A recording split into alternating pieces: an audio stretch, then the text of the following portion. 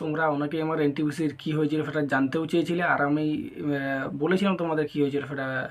তারপরেও আমি ভাবলাম যে এই ভিডিওটা এখন বানানো দরকার, কারণ আমাদের পশ্চিমবঙ্গের এখন যা কারেন্ট সিচুয়েশান, কারণ দেখতে পাচ্ছ 2024-এ ডাব্লিউপি কেপির ফর্ম ফিল আপ হয়েছিল। ডাব্লিউপির আমি ডাব্লিউপিটাই ধরছি, কারণ ওটা এখন ইন্টারভিউ ফাইনাল রেজাল্টের পালা। 2024-এ ফেব্রুয়ারি মার্চে হয়েছিল। আমি এটা দেখবে আমার শর্টসও করা আছে যে এক্সাম আর কবে হবে কবে হবে করে, দেখবে শর্টসে আমার করা আছে। তখন আমি করেছিলাম যে এক্সাম কেন হচ্ছে না বা কখন এক্সাম হবে এই নিয়ে। তারপরে যদিও ধরো নভেম্বর ওই এক্সামের পর থেকে যেভাবে ওরা টানলো ইন্টারভিউ পর্যন্ত, তারপর রেজাল্ট ওদের খুব শীঘ্রই দেওয়ার ছিল, কিন্তু সেটা আবার ডিলে করে দিল। মানে এইবারে যদি আর 1-2 দিনের মধ্যে রেজাল্ট না দেয়, তাহলে এবারে ইলেকশনে বাদে এবার কখন কী হবে, রাম রাজা হবে কবে, কোনো ঠিকই নেই। তাই তোমাকে আমি একটাই কথা বলি, কারণ আমাদের পশ্চিমবঙ্গের ভরসায় তুমি বসে থাকো না।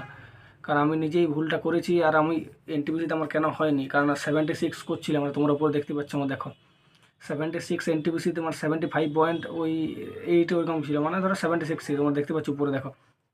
আর র মার্কসের আমার ইয়ার দেওয়া আছে, তোমার একটা শর্টস দেওয়া আছে, র মার্কস আমার ছিল 74.33। এনটিপিসিতে 60 তোলা কতটা কষ্টকর অনেকেই জানো, যারা এনটিপিসি এক্সাম দাও তারা অনেকেই জানবে। অনেকেই জানো তোমরা যে 2024-25 যে জিডিটা, সেখানে আমার 120 স্কোর ছিল, তখন থেকে আমার হাইট হয়নি, তারপর থেকে আমি ডাব্লিউপির জন্য পড়ছি। কিন্তু ডাব্লিউপিতে এক্সাম না হওয়ার কারণে আমি এনটিপিসিতে আমি ফর্ম ফিল আপ করেছিলাম, জাস্ট তখন আমি জানতাম না। কিন্তু আমি সবচেয়ে বড় ভুল একটা করে দিয়েছিলাম, যে আমি কলকাতার জন্য ফর্ম ফিল আপটা করে দিয়েছিলাম। আমরা সবাই ফর্ম ফিল আপ করতে গেলে কী করি, অনলাইন সেন্টার সবাই কলকাতার জন্যই করে দিই সবার, আর আমরা কলকাতার জন্যই করে নিই। এইখানে বড় ভুলটা আমরা করি এনটিপিসি বা আরও যে কোনো রেলের যে কোনো পরীক্ষার ক্ষেত্রে। আমরা আগে অ্যানালিসিস করে দেখিনি যে কোন জোনে কত কাট অফ গেছে না গেছে, কীরকম কী কাট অফ যায় কোন জোনে। আমি ওই বড় ভুলটা করেছিলাম, সবচেয়ে বড় ভুল আমার ওইটা কলকাতা জোন করে আমি ভুল করেছিলাম। কারণ কলকাতা জোনে মনে হয় ইউআর গেছিলো 79 বা 80 এরকম কিছু গেছিলো, আর আমাদের কাস্ট হচ্ছে ওবিসি। আর ওবিসিতেও 70, মানে ওবিসি আর ইউআরের 1-এর ডিফারেন্স বা 0.5-এর ডিফারেন্স ওইরকম কিছু ছিল। তাহলে সেইটা আমি বড় ভুল করেছিলাম। আর মালদাতে গেছিলাম আমাদের 65 বা 66 এরকম 7 ওইরকম কাট অফ গেছিলো মালদা জোনে। আর শিলিগুড়িতে 70 গেছিলো। তাহলে যদি আমি তখন একটু অ্যানালিসিস করতাম, মানে তখন আমি অতটা সিরিয়াস ছিলাম না যে এনটিপিসি এক্সাম দেবো বা কিছু, জাস্ট ফর্ম ফিল আপ সবাই করছিলো, তাহলে সবাই মানে ফর্ম ফিল আপ আমি করেছিলাম বলে এক্সামটা দেবো। কিন্তু তখন ওই ওয়েস্ট বেঙ্গলে আমাদের তখন ওবিসি কেস টেস নিয়ে তো অনেক ঝামেলা ছিল, মানে ধরো জুন জুলাইয়ের কথা বলছি আমি, 2025-এ তখন এক্সামটা হয়েছিল, জুন জুলাই হয়েছিল ইউজিটা। তাহলে সেই তখন আমি ফর্ম ফিল আপ করেছিলাম, তা ফর্ম ফিল আপটা মনে হয়েছিল মার্চ এপ্রিলে। তাহলে আমি ফর্ম ফিল আপ করেছিলাম বলি যেহেতু এখন কিছু হচ্ছে তাহলে এই এক্সামটা দেবো, কিন্তু অতটা আমি সিরিয়াস ছিলাম না তখন। কিন্তু ফর্ম ফিল আপ করার বাদে যখন আমাদের ওয়েস্ট বেঙ্গলে কোনো এক্সাম হচ্ছে না ডাব্লিউবি, তখন আমি জোর দিয়ে পড়েছিলাম। কারণ এনটিপিসি যখন মক টেস্ট দিতাম আমার 56 55 ওইরকম স্কোর আসতো, বলতে লজ্জা নেই, আমি তোমাকে সত্যি কথাই বলছি। তারপরে আমি বুস্ট আপ করলাম, কারেন্ট অ্যাফেয়ার্স পড়লাম যে কোনগুলো আমার খামতি হচ্ছে, কারণ ওখানে তোমার রেলের জন্য তোমার কারেন্ট অ্যাফেয়ার্স অনেক পড়তে হবে। তারপরে আমি ওই দেখছিলাম ইউটিউবে যে কাট অফ কোনটা কী যায় দেখি এনটিপিসি নিয়ে, মানে এনটিপিসি নিয়ে তখন আমি রিসার্চ করছিলাম ফর্ম ফিল আপ করার বাদে, যখন দেখলাম যে আমাদের ওয়েস্ট বেঙ্গল কিছু হচ্ছে না। কারণ ওয়েস্ট বেঙ্গলে যে কোনো একটা চাকরি হোক সেটা 3-4 বছর লাগাবেই ওরা। তাহলে সেইভাবে আমি জোর দিয়ে পড়ছিলাম এনটিপিটার জন্য। তখন আমি দেখলাম যে কলকাতার জন্য মানে খুব ডেঞ্জার জোর, তখন আমি মনে একটা আমার ছিল, তাও আমি আরও জোর দিয়ে পড়লাম, বলি না যতটা স্কোর করা যায়। তা কলকাতা এখন তো হয়ে গেছে, আর কিছু করার নেই। তোমাদের একটাই কথা বলার এই ভিডিওটার মাধ্যমে, যে তোমরা অনেকেই আমি জানি যে যারা ডাব্লিউপি এক্সাম দেই, অনেকেই বেশিরভাগ ছেলে এনটিপিসি এক্সাম দেয়, মানে যারা হয়তো একটু ভালো পড়াশোনা করে, বা অনেক অনেক ছেলে এনটিপি দেয়, কিন্তু তারা সেটাকে মানে অনগ্রাহ্য করে দেয়, যেহেতু গ্রাহ্য করে সেরকমভাবে পড়েন এনটিপিটা। দেখো তোমাকে তো সে পড়তে, আমি তোমাকে একটা কথা, তোমাকে পড়তে হচ্ছে, পড়ার থেকে তুমি মুক্তি পাচ্ছ না। তাহলে সে তুমি যদি, যেহেতু আমাদের ওয়েস্ট বেঙ্গল এখন সেরকম আর কোনো এক্সাম নেই, ধরো পুলিশ বাদ দিয়ে আর কিছু এক্সাম নেই। আর যদি হচ্ছে পুলিশটাও তোমার 2 বছর 3 বছর বাদে ডিলে হচ্ছে, তাহলে মাসে যে টাইমটা তুমি সেই যখন পড়ছো, তাহলে একটু ভালো করে পড়ো।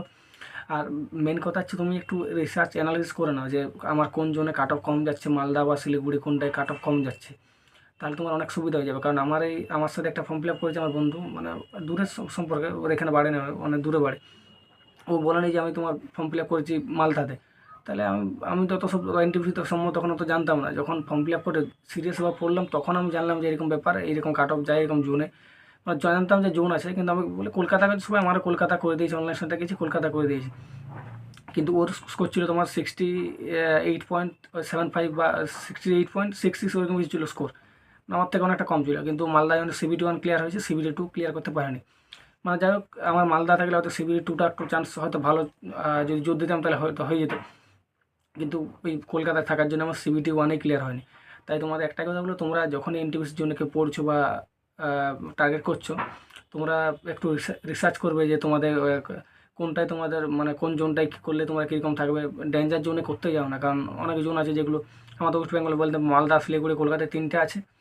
তো তোমরা, আমি তোমাদের একটা কথা বলো, তোমরা রিসার্চ একটু ভালো করে নেবে যে কোন জোনটায় করলে আমরা সেফ থাকবো। কারণ ফর্ম ফিল আপ করার বাদে তখন এই যদি ভালো করে পড়ো তখন পরে আফসোসটা হবে। কারণ আমি এখন বুঝতে পারছি যে এই আমার ওয়েস্ট বেঙ্গলের ঝামেলা যদি, কারণ বুঝতে পারছি কীরকম অবস্থা হচ্ছে এখন আমাদের ওয়েস্ট বেঙ্গলের রেজাল্ট, ফাইনাল রেজাল্ট কেমন আটকে দিয়েছে।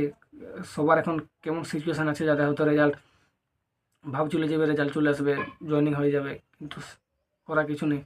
আমি জানি না তোমরা ভিডিওটা কে কীরকমভাবে নেবে, হয়তো অনেকেই অনেক মন্তব্য করতে পারে, কিন্তু তোমাদের একটা কথা বলবো, যেহেতু দেখো আমাদের ওয়েস্ট বেঙ্গলের সেরকম এক্সামের কোনো ভরসা নেই, আর তোমাকে সে পড়তে হবে, পড়ার থেকে তুমি যারা মুক্তি পাচ্ছ না, তাহলে তুমি যদি একটু ভালো করে পড়ো তোমার নিজেরই সেটা ভালো হবে। কারণ যাদের ইংলিশ মোটামুটি ভালো, তারা মানে ইংলিশ মোটামুটি স্ট্রং আছে, তারা এমটিএস সিজিএল বা যাদের গ্রাজুয়েশন আছে, তোমার সিজিএল দিয়ে দিতে, সিজিএলটা অনেক টাফ হয়ে যাবে, তাও তোমরা ওইখানে দিতে পারো, কারণ ওইখানে ভালো সুযোগ আছে। যেহেতু আমাদের ওয়েস্ট বেঙ্গলে কোনো ভরসা নেই এক্সামের, যে কোনো এক্সামে ধরো 2-3 বছর লাগাচ্ছি মিনিমাম, তার তার জন্যই তোমাকে বললাম। আর যাতে ইংলিশ ধরো অতটা স্ট্রং নয়, যেমন আমার নিজের কথা যদি বলি, আমার ইংলিশ অত স্ট্রং নয়, মোটামুটি আমি পারি করতে, মানে ডাব্লিউপি লেভেলে যাই ইংলিশ আসে মোটামুটি পারি, মোটামুটি মানে ধর হালকা, ওই প্রচন্ড ভালো তো পারি না।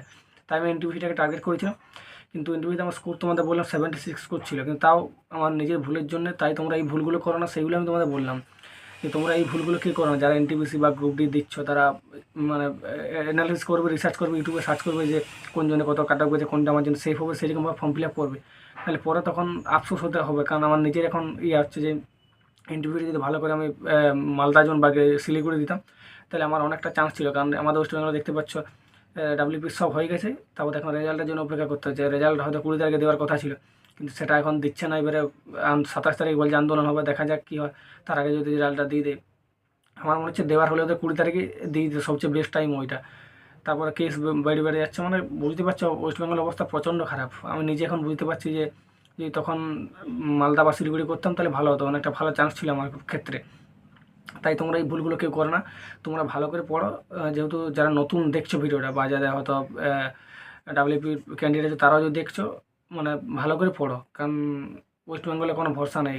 আর একটা কথা তোমাদের বলা হয় না, তোমরা আমার ভয়েসটা একটু কোঅপারেট করে নেবে, কারণ আমার শরীর ঠিক নেই এখন, সর্দি আছে অনেক, তাও তোমাদের আমি ভিডিওটা করছি, কারণ তোমরা অনেকেই ভুলগুলো করছো, তার জন্য তোমরা বলে দিচ্ছি।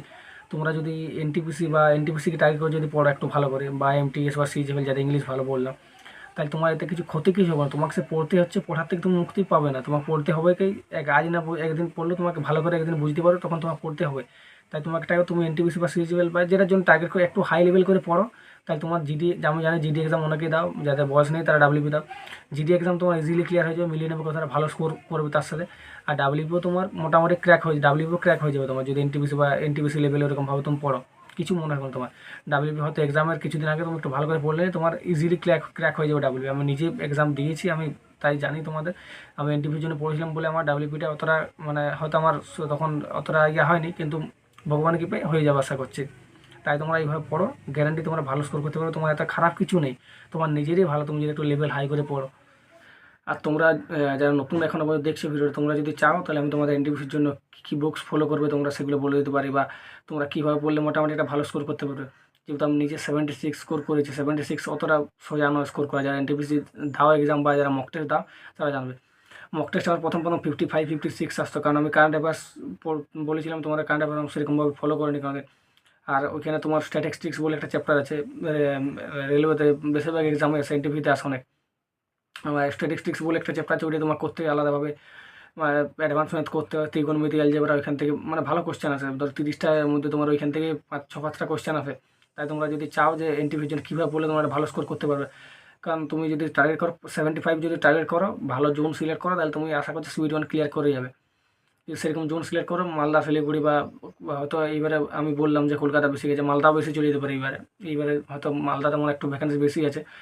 সেটা তোমাকে অ্যানালিসিস করবে তুমি, তারপরে ফর্ম ফিল আপ করে তারপরে ভালো করে পড়ো। মানে তোমার অতটা ডিফিকাল্ট নয়, আমি নিজে এক্সাম দিয়েছি, তাই তোমাকে বলতে পারি তোমরা এরকমভাবে পড়তে পারো। আর এনটিভির জন্য তোমরা ডাব্লিউবিসিসির ওই বইটা পড়তে পারো, ডাব্লিউবিসিসি ম্যানুয়াল যে বইটা আছে, আমার নিজের ওই বইটা আছে, ওই বইটা থেকে আমি জিকে পড়েছি। আমি লিঙ্ক দিয়ে দেবো, তোমরা চাইলে চেক আউট করে নেবে, দেখবে ফ্লিপকার্টে অ্যাভেলেবল পেয়ে যাবেন। নিউ এডিশনটা চলে এসেছে, তোমরা ওইটা ফলো করতে পারো, ডাব্লিউবিসিসি ম্যানুয়াল বইটা, কারণ ওইটা হচ্ছে অল ইন ওয়ান, সব কিছু পেয়ে যাবে। বা তুমি ইংলিশ ভার্সন কেউ করতে চাইলে লুসেন পড়তে পারো, যারা ইংলিশ ভালো বুঝতে পারো। আর থ্যাংক ইউ। আর সবাইকে রেজাল্ট দেখা যাক কবে দেখছি ডাব্লিউপি রেজাল্ট। আর যদি মনে হয় যে না চ্যানেলটা থেকে সত্যি কিছু উপকৃত হচ্ছে, বা অনেকেই হয়তো নতুন দেখছো যারা, চ্যানেলটা অবশ্যই সাবস্ক্রাইব করে দেবে, কারণ এরকম ভিডিওই তোমরা পাবে। আমার যতগুলো ভিডিও তুমি এবার খুলে দেখো, কোনো দিন আজ পর্যন্ত ফাও ভিডিও আমি দিই না। যা আমি নিজে রিয়েলাইজ করেছি, বা তোমরা যেগুলো হয়তো অসুবিধার মধ্যে এখন থাকছো, কেউ যা ভুল করছো, আমি সেরকম ভিডিওই দিই। অবশ্যই চ্যানেলটা সাবস্ক্রাইব করবে। Thank you.